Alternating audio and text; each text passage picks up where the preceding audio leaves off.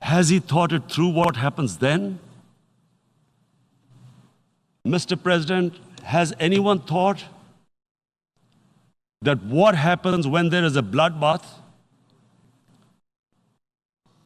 What do you think the impact will have on people of Kashmir? What do you think they will think? The way they have been boxed in their houses, treated like worse than animals, no rights. Thousands of all the political leadership has been arrested, taken out of Kashmir. Even those Kashmiri leaders who were pro-India have been taken out. 13,000 boys have been picked up and taken to God knows which destinations. So what do they think?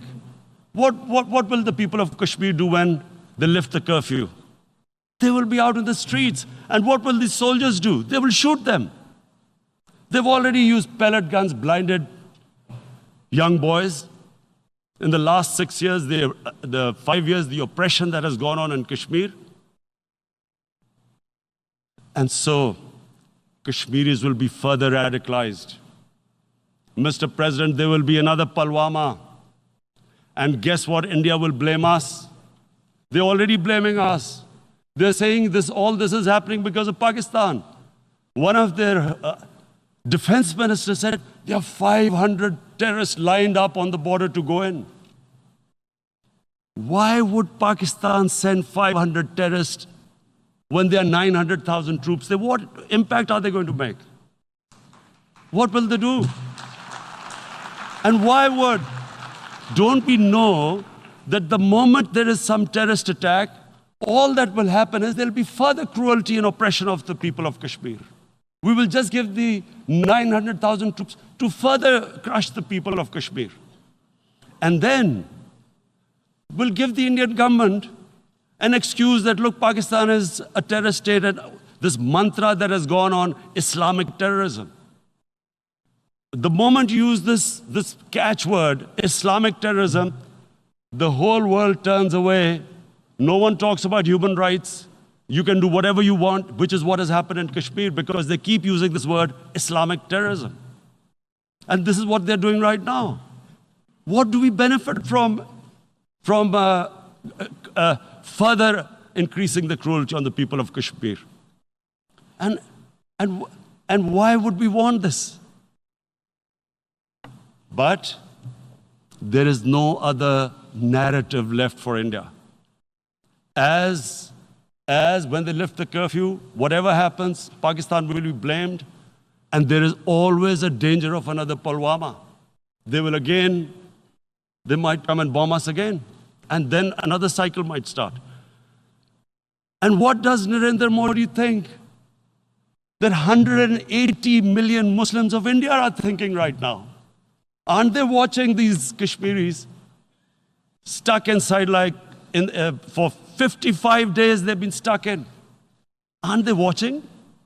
What do you think? Don't you think that the Muslims will be radicalized in India? And I am talking about 180 million people. And when they get radicalized, there will be some incident in India somewhere down the line. Again, we will be blamed. And I'm warning you right now, again, we will be blamed.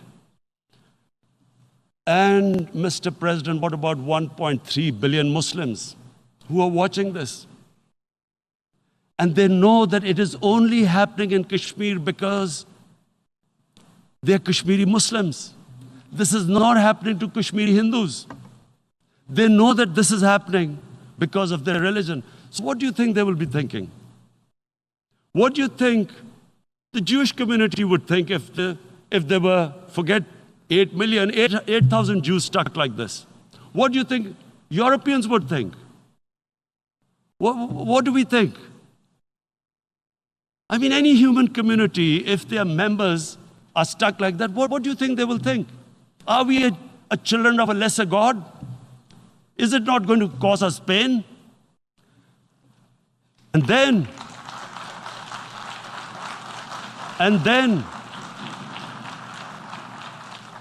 I'll tell you what will happen. People will, in the 1.3 billion Muslims, someone will pick up arms. I know we've been brought up with films, Western films. This good, decent guy doesn't get justice. He decides to pick up a gun and start seeking justice. There was a film made in New York, famous film called Death Wish. This guy gets mugged by and his family, his wife gets killed or something. He can't get justice. He picks up a gun and he goes around shooting muggers. And the whole cinema cheers him on. So what do you think the Muslims are thinking right now? If there is a bloodbath, there will be Muslims becoming radicals, not because of Islam, but because of what they will see, that there's no justice when it comes to Muslims. There were Rohingya Muslims, Myanmar, who are, God knows, almost 1 million people out, ethnic cleansing. What was the response of the world community? So what do you think will be the response of 1.3 billion Muslims? I picture myself. I'm in Kashmir. I've been locked up for 55 days. I have heard about, and there are rapes, Indian Army going into homes, soldiers. Would I want to live this humiliation? Would I want to live like that? I would pick up a gun. You're forcing people. You are forcing people into radicalization. When people lose the will to live, what is there to live for? And this is what, if you can do this to human beings, you are actually radicalizing people. And so, Mr. President, I want to repeat here, this is one of the most critical times. There will be a reaction to this. Pakistan will be blamed. 2 nuclear-armed countries will come face to face like we came in February. And before we head in that direction, the United Nations has a responsibility. This is why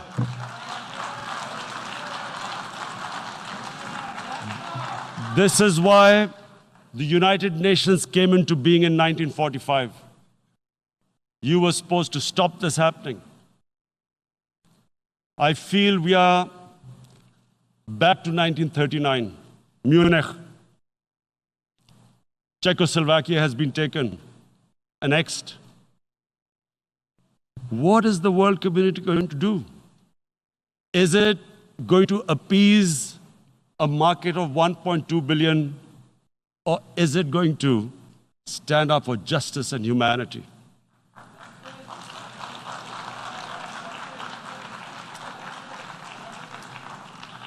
If this goes wrong, you hope for the best, but be prepared for the worst. If a conventional war starts between the 2 countries, Mr. President, if a conventional war starts, and anything could happen, but supposing a country 7 times smaller than its neighbor is faced with the choice, either you surrender or you fight for your freedom till death, what will we do? I ask myself this question. And my belief is, La ilaha illallah, there is no God but one. And we will fight. And when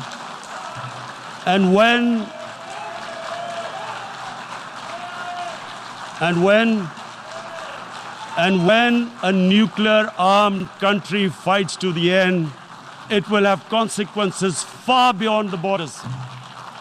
It will have consequences for the world, which is why I repeat I'm here. Because I'm warning you, it's not a threat. It's a fair worry that where are we headed? And I've come here to tell the UN, you've got to, this is a test for the United Nations.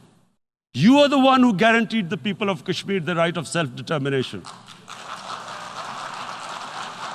They are suffering because of that.